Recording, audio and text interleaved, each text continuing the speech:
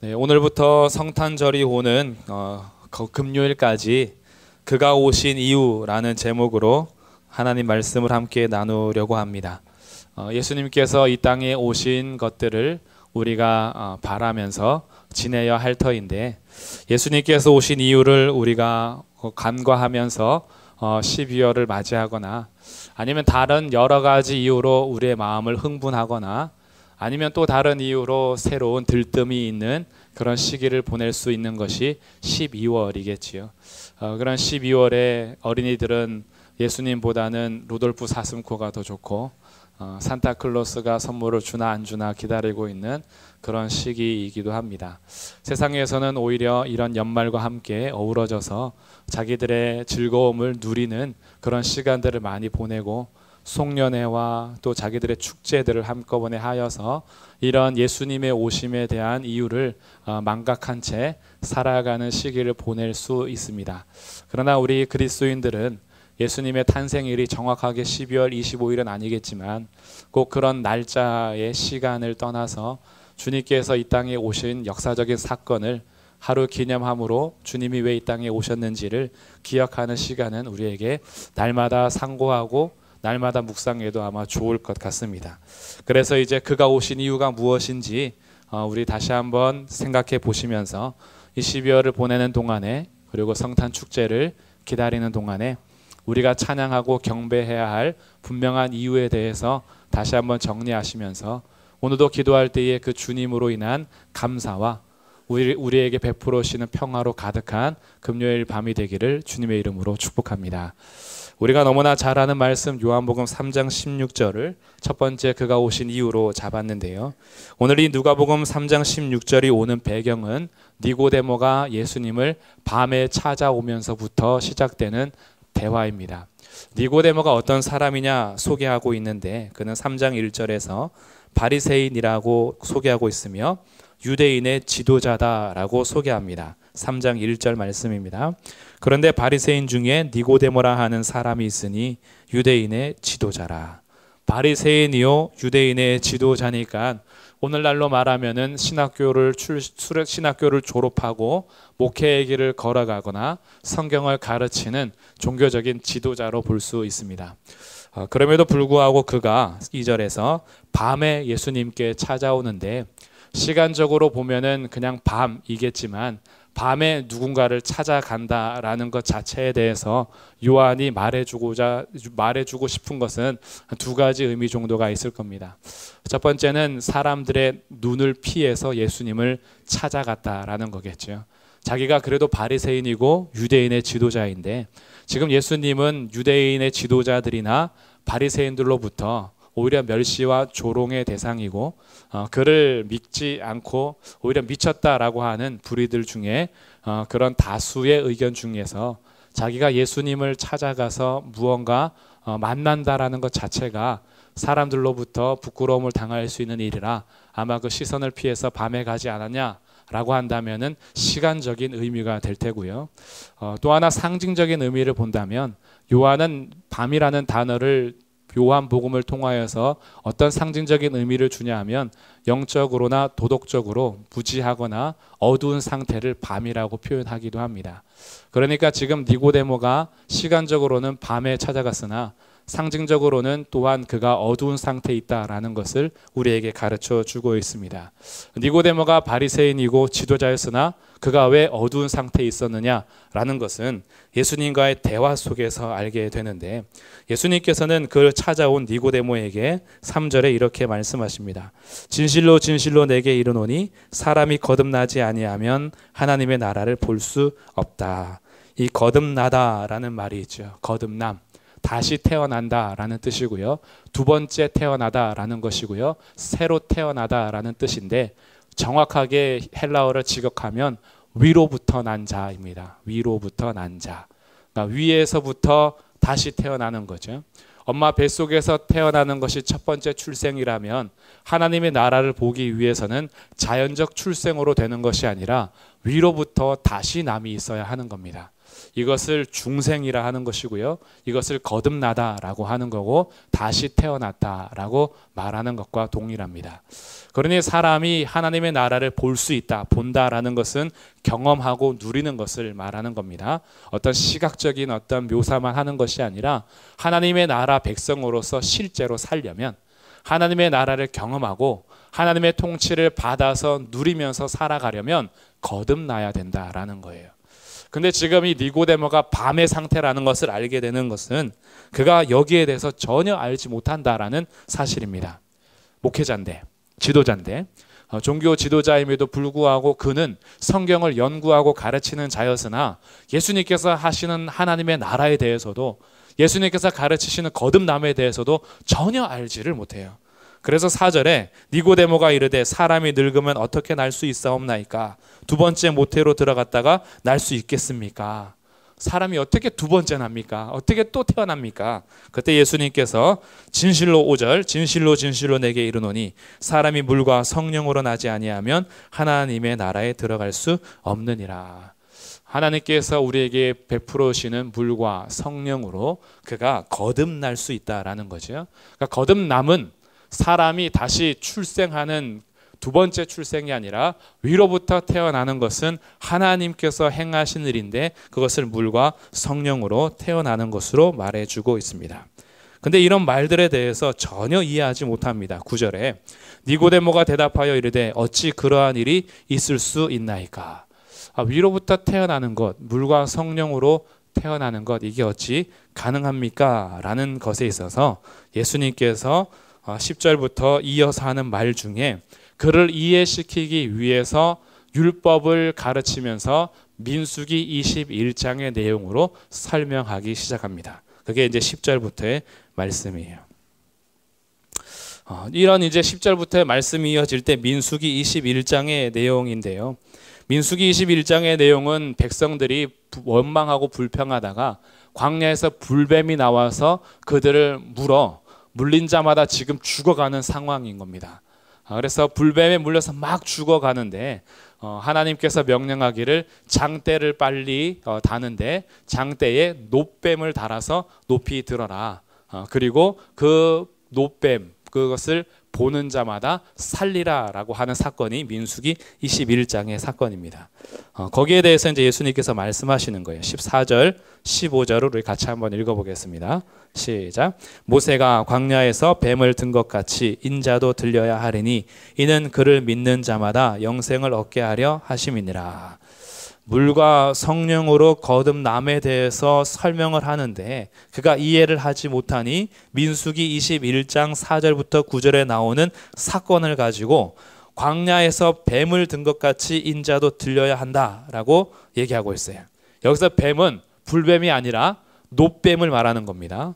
구리뱀인 거죠. 놋으로 그를 만들어서 높이 든 거죠. 실제 뱀이 아니라 놋뱀이 달린 이유는 두 가지 의미가 있는데 먼저 이 놋이라는 의미 자체가요 하나님의 심판을 상징하는 겁니다. 그러니 놋뱀이 달렸다라는 것은 하나님의 심판이 백성에게 가해졌는데 하나님의 백성이 받아야 될 심판을 놋뱀이 대신 받고 있는 거예요. 근데 이것이 광야에서 물어 죽이는 뱀을 갖다가 들어서 장대에다 단 것이 아니라 뱀은 아닌 놋뱀으로 새로 만들어서 달았기 때문에 저주를 받아야 될 뱀이 아니라 저주를 받아야 될 뱀 대신 놋뱀이 달려있는 것을 보게 되는 거죠. 그 심판을 누군가가 대신 받고 있음에 대해서 보여주고요. 두 번째 이 놋은요 굉장히 단단함을 의미합니다.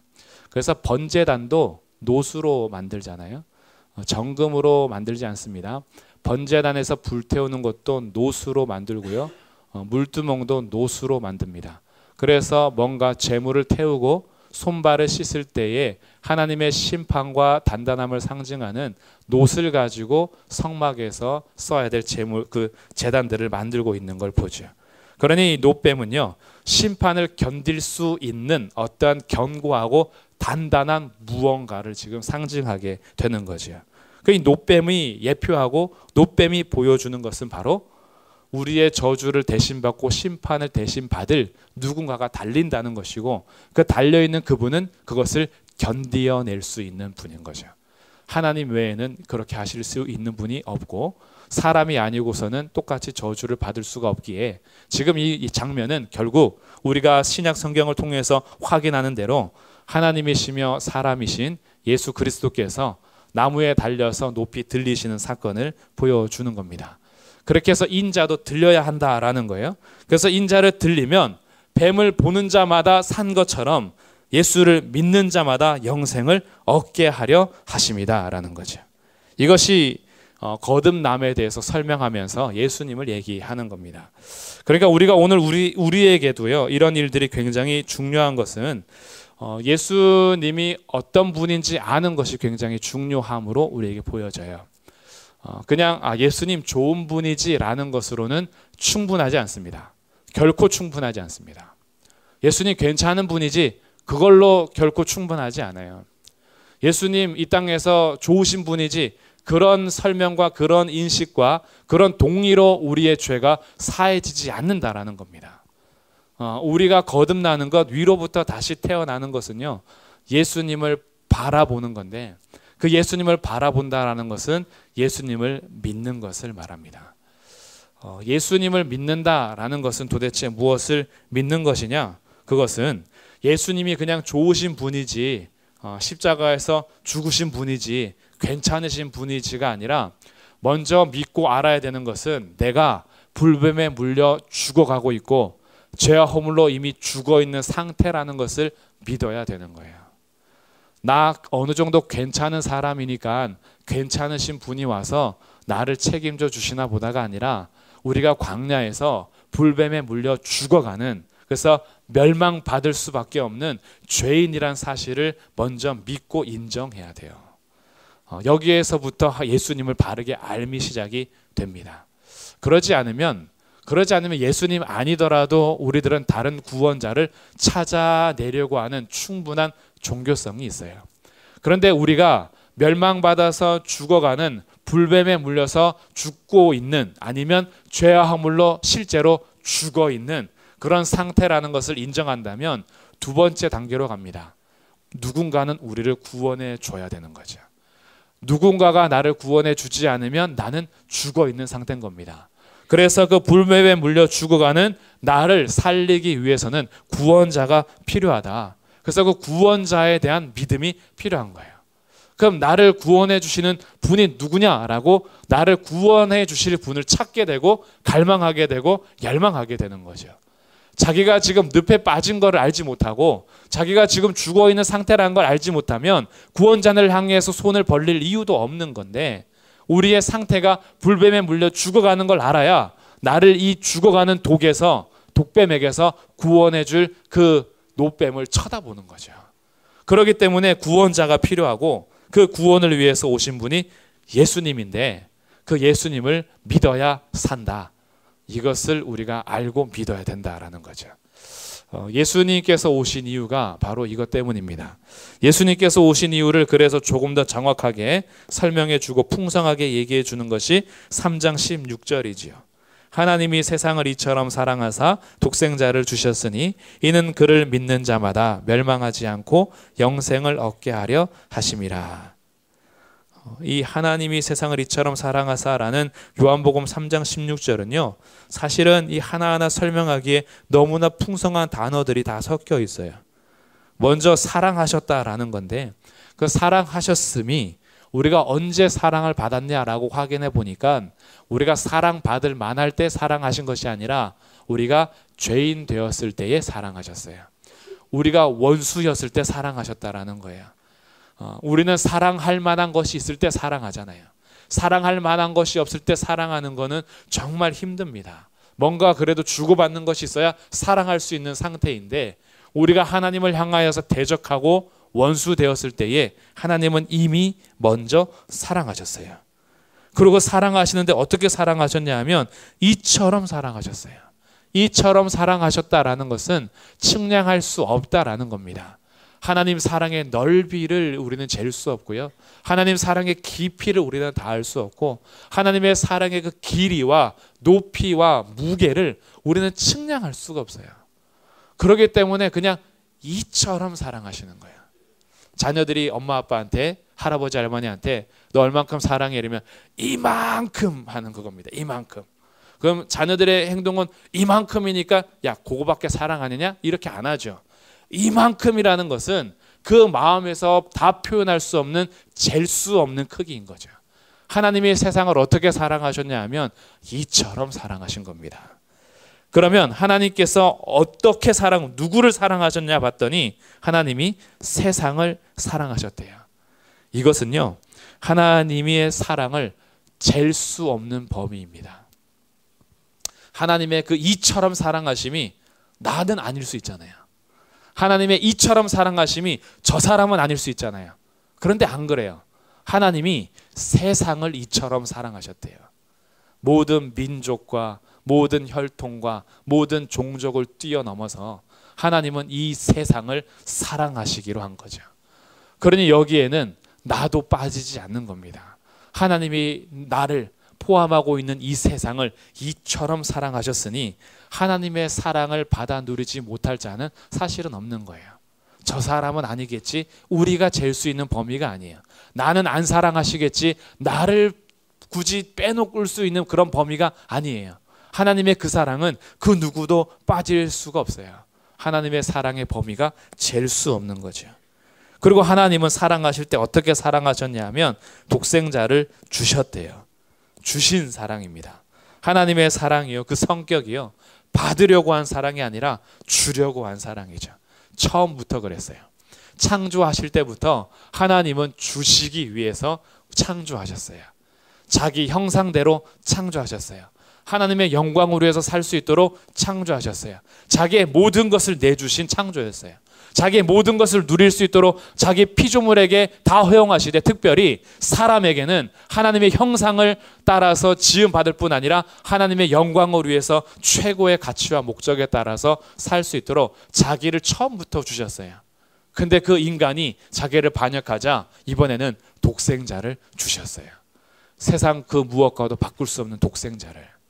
세상이 있기도 전에 먼저 있었던 삼위일체 하나님 중에 제2위 하나님이신 독생자를 주기로 결정한 거예요. 세상보다 하나님이 먼저 계셨습니다. 원래 계셨고 영원하신 분이에요. 영원한 하나님과 피조된 세상은 가치 자체를 비교할 수가 없어요. 그런데 이 세상을 사랑하셔서 구원하기 위하여 그 영원하신 독생자를 주기로 한 거죠. 창조하실 때부터 주신 그 사랑은 자기를 반역한 원수를 구원하시기 위해서도 주신 사랑인 겁니다. 하나님은 그렇게 하셨어요. 그렇게 사랑하시고 그렇게 희생하시고 그렇게 아끼신 거죠. 그건 왜 그렇게 하셨느냐? 도대체 그가 이 땅에 오신 이유가 무엇이냐? 16절 마지막입니다. 멸망하지 않고 영생을 얻게 하려 하심입니다. 그렇게 주신 이유는 우리 멸망당하지 말고 영원한 생명 얻으라고. 하나님께서 이렇게 주신 다음에 우리 거 다시 뺏으려고 살아간 것 아니고요. 내가 이렇게 사랑하는데 너 나 뭐 줄래? 이거 계산하려고 그렇게 하신 거 아니고요. 오셔가지고 십자가에서 죽으신 다음에 난 널 위해서 죽었으니 넌 어떻게 죽을래? 이렇게 하시는 게 아니라 주님께서는 우리를 멸망당하지 않고 영생을 얻게 하시려고 이 땅에 오셔서 죽으신 거예요. 이게 그가 오신 이유입니다. 오늘 나눌 첫 번째 이유. 불뱀에 물려 죽은 자들이 장대에 달려있는 노뱀을 보는 즉 살았던 것처럼 인자가 이처럼 들려야 할 텐데 하나님이 세상을 얼마나 사랑하시는지 자기 독생자를 주셔서 그를 믿는 자마다 멸망하지 않고 영생을 얻게 하셨습니다. 주님이 오신 이유, 우리에게 영원한 생명 주시려고 오셨습니다. 영원한 지옥에서 형벌받고 멸망받아야 할 우리들을 견딜 수가 없어서 그가 찾아오셔서 십자가에서 우리를 대신하여 저주를 당하시고 심판을 당하셔서 우리를 살리고 영생 주시기 위해서 오신 거죠. 이게 주님이 우리를 위해서 오신 이유입니다. 오늘 우리도 종교인으로 혹시 살 수 있을지 모르겠어요. 오늘도 나는 주일 예배를 빠지지 않고, 오늘도 나는 일주일에 2번씩 금식을 하며, 오늘도 나는 11조를 하고 나에게 요구하는 주의 율법과 말씀을 지키기 위해서 그렇게 열심히 살아가고 있습니다 라고 하는 바리새인처럼, 유대 지도자처럼, 니고데모처럼 살 수 있지만, 그러나 예수가 누구인지 알지 못한다면 여전히 그에게는 밤인 것 같습니다. 우리들도 밤이 있을 수 있어요. 우리가 종교적인 활동을 열심히 한다라고 해서 낮이 아니라 예수 그리스도를 믿을 때에 빛이 비춰지는 겁니다. 우리의 새로 태어남은 우리의 행위에 달려있는 것이 아니라 보내신 자 예수 그리스도를 믿을 때 우리에게 생명이 오는 거죠. 그 생명으로부터 시작하는 것이 신앙생활인 겁니다. 우리의 신앙생활이 생명을 주는 것이 아니라 우리에게 생명을 주신 그때부터 신앙생활이 시작이 되는 거예요. 그렇기 때문에 우리가 늘 확인해야 되고 늘 점검해야 되는 것은 예수님이 좋은 분인지를 떠나서 예수님이 아니면 생명을 얻을 수 없다라는 확인입니다. 예수님만이 우리의 구원자요, 예수님만이 우리를 살릴 수 있고 주 예수를 믿으라 그리하면 너와 내 집이 구원을 얻습니다. 주님을 믿는 이 길 외에는 다른 길이 없는 거죠. 그 길을 우리에게 보여주시고 그 길을 주시기 위해서, 그 생명 주시기 위해서 진리이신 그분이 이 땅에 오셨습니다. 우리는 성탄절을 기다리면서 주님의 오심을 분명히 확인해야 할 것이고요, 나를 위해서 주시는 그 사랑이 나의 어떤 상황 속에서 보이는 것으로의 확인이 아니라 높고 높은 보좌에서 낮고 낮은 자를 위하여, 이런 나를 위하여 이 땅에 오신 예수님 그분으로 사랑을 확인하셔야 돼요. 예수님 그분의 그 사랑은요, 이처럼 사랑하셔서 잴 수가 없는 겁니다. 그리고 우리를 그 사랑 안에서 멸망하지 않고 영생을 얻게 하신 거죠. 우리들에게 캄캄한 밤이라면 어떻게 밤에서 빛을 볼 수 있느냐? 예수님을 바라보십시오. 오늘도 우리를 위해서 온전케 하러 오신 믿음의 주여 온전하 계신 이인 예수님을 바라보십시오. 그리고 예수님을 바라보는 것은 오직 예수님만을 믿는 것을 의미하니 오늘 이 밤에도 기도할 때요, 나의 처지와 나의 상처와 나의 상황을 바라보면 실망하고 절망밖에 없지만 오늘도 이 땅에 나를 이처럼 사랑하셔서 오신 예수님 바라보면 다시 일어날 수 있어요. 나를 포기하지 않는 그 사랑, 그 어떤 것도 끊을 수 없는 예수님의 그 사랑이 오늘 우리에게 허락이 되었습니다. 그렇기 때문에 오늘 기도하는 이 시간에 예수님 바라보십시오. 예수님을 믿으십시오. 우리 안에서 자꾸 놓쳐가고 있는 바라봄, 우리에게서 자꾸 떠나가는 믿음을 우리가 다시 붙잡고, 우리가 오늘도 그 손잡고 붙들어야 할 분, 우리 땅에 오신 예수 그리스도. 그래서 그 예수 그리스도를 믿는 믿음으로 오늘도 기도하실 때 성령 안에서 오늘도 다시 일어나고 새 힘을 얻으며 무장할 수 있는 그런 밤